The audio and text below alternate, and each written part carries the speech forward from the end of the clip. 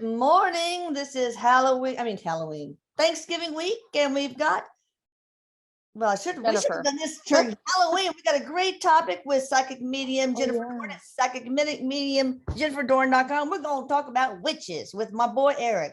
Hi, Erik. Which witch do you want to talk about? He says, hello, I love you. I love you. Did you say which witch does he want to talk about? Yeah. Well, let's talk about witches. What is a witch? Witches and warlocks. What is that? So, and where were the roots? Oh God, the roots are way, way, way back. Just way back. I bet. Centuries ago. But he says it really does depend, because are we talking about, witches with magical power, witches and warlocks with magical powers and this sort of thing, or are we talking about the pagan, religion that are considered witches? So there is different. It's different what people think about when they think about witches. All right. Well, we know that they have the pagan ones probably have a lot of roots in the Celtic thing, right? And other. Okay, let's talk about the ones with magical powers. Are there ones with magical powers? So I want a wand for Christmas. So it's interesting, because what he's saying is that I find this to be quite interesting, that way back centuries ago, there were actually people with magical powers. Wow. So basically, to get Earth going and to get the human race going, there needed to be assistance and help that would be maybe considered extraterrestrial or magical in certain ways. So there used to be, as Erik puts it, there actually used to be more real magic on Earth. Well, and who was responsible for that? Was it extraterrestrial only, or was it archangels and stuff? Yes, it's he says it connects to like spirit, so angels, archangels, souls that came down, that agreed to come down with kind of magical powers, because of the density, because of the heaviness here. It's like we needed that to get us off the ground, get us going. And he says there is less magic now, because we can sustain ourselves. Not that there isn't still magic, miracles, which we've talked about, that sort of thing. Right. But there did used to be more. And so what happened was, you had these souls who were down here who were literally doing magic. And it's from there it turns into the whole witch trials and this sort of thing.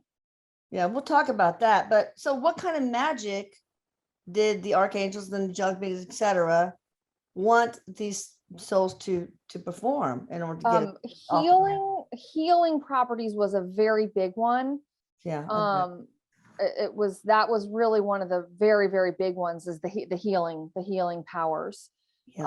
Protection was also there. And so he's saying, healing, because the human body, with all the diseases and stuff, there needed to be like these healing things are what brought on some of the actual medicinal stuff. Like some of the medicinal stuff, some of the working with herbs and plants, which again, witches are known for doing, came through these souls and showed like, okay, if you use these certain herbs and these certain things together.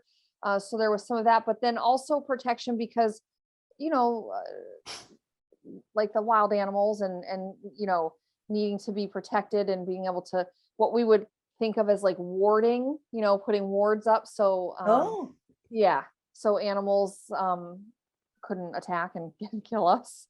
So there was some magic in there. Those are the two he's telling me right now, although I know that there's more.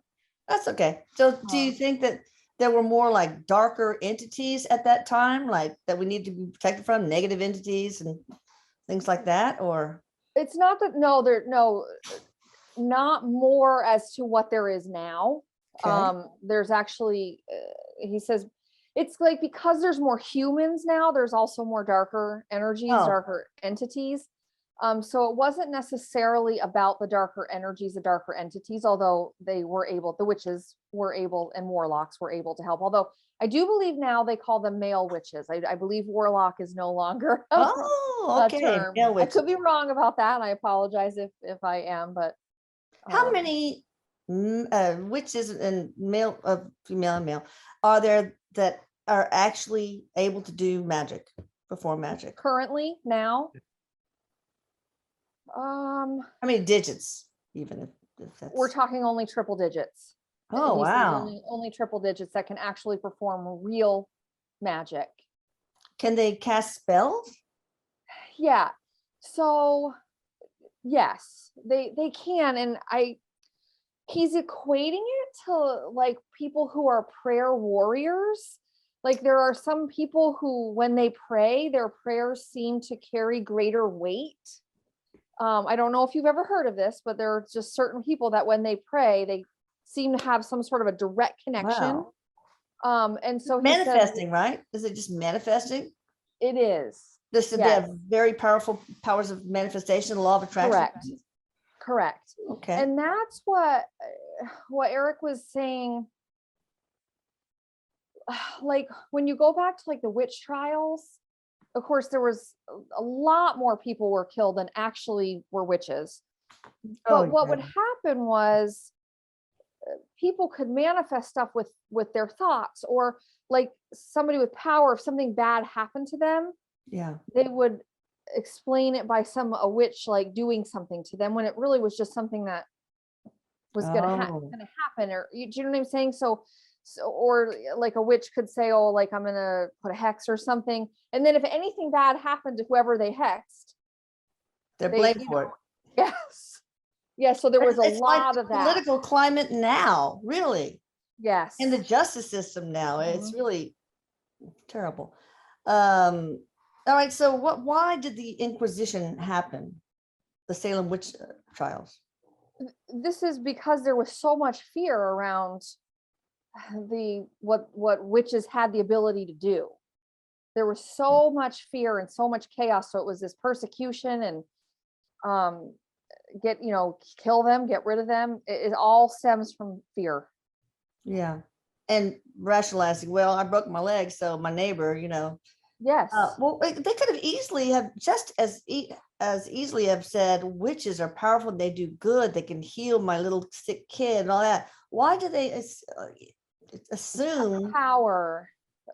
Because the people who wanted the power and the control needed to create fear so that the followers would say, oh, we need them because they're going to save us from this. It's again still a lot about what's going on with our political stuff now. Let's create this fear so you'll get people to follow you and believe in you and need you, power and control, which ultimately almost always leads to money. Okay, so we have magicians that I think are incredible now. David Blaine, Chris Angel, is some of what they do true magic? Erik is teasing me, which is why I'm sitting here laughing, because I have had a theory about magicians for years, and some of my family and friends know this. I truly believe that magicians are being helped by ETs, by extraterrestrials. Oh, wow. I think David Blaine is an ET. I have always believed that's one of the ways that extraterrestrials incarnate down here, because I really do believe that they're doing magic. I do. So Erik is kind of, jabbing me a little bit. Was it true, Erik? Yes. So he said, all joking aside, yes, there is some of it is illusion, but by all means, some of it is just illusion. But yes, there is like a for the magicians who are really, really advanced, really good, there is some sort of a connection to, they're not necessarily extraterrestrial themselves, but there's some sort of a connection to the technology. Do they know that? No. Wow. No, they don't. It seems like they're able to manipulate time and space in some of their acts.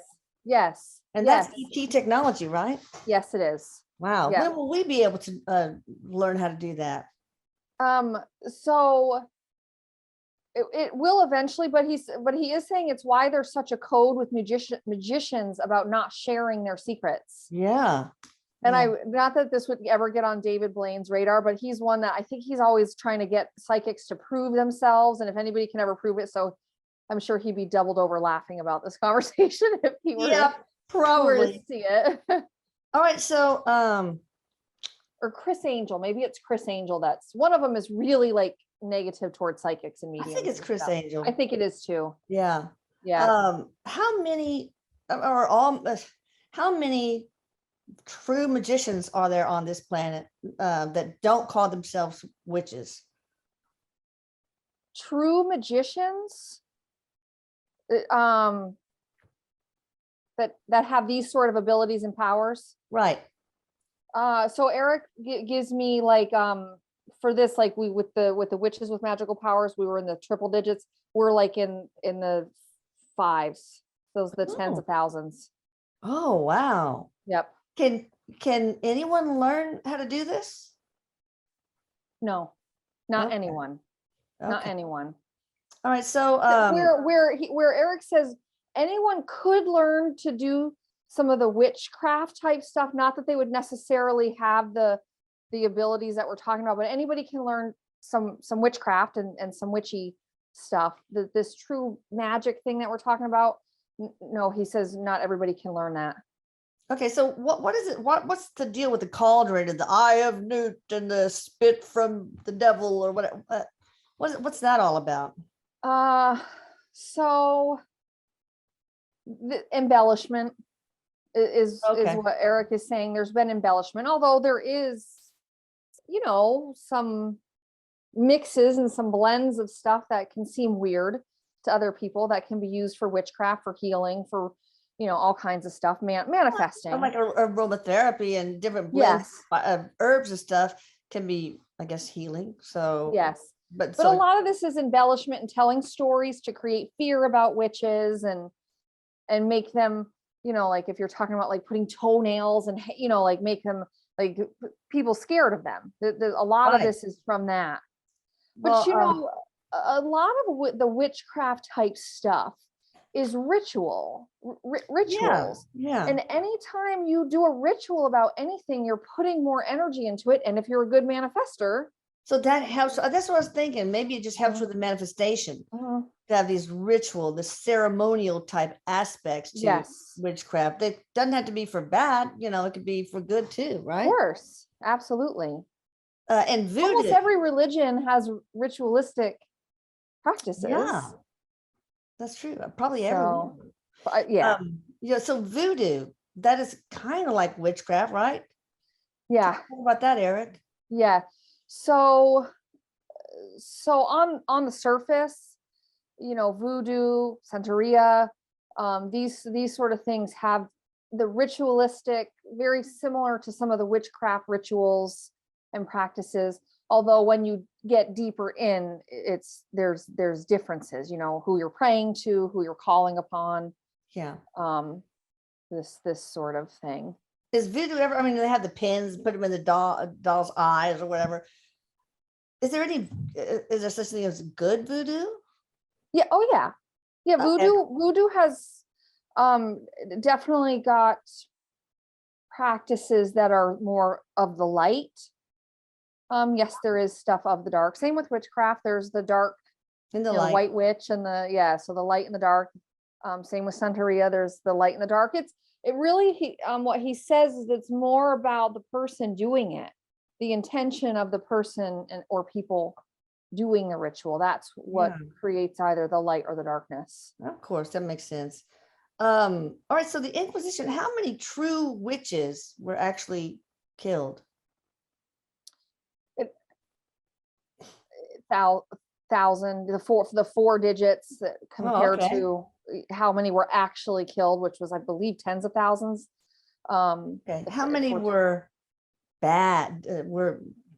Did bad stuff instead of good stuff? So what Erik is saying about that is that's really hard because some of them were pushed towards the darkness because of how they were treated. Yeah. So even though they may have been doing dark stuff, the villain never thinks they're bad, Well, that's true. you know. So in that regard, it's that. But he says very few that were actually truly dark. Okay. And he says this would fall more into there being, a handful of witches, a few dozen witches that were basically sociopaths. So like with anything else, yeah. Were any of them influenced by nefarious spirits? extraterrestrials? Yeah, or like yeah. yes, there was that as well. Yep, dark entities. Yes. So talk about witchcraft modern witchcraft, Erik.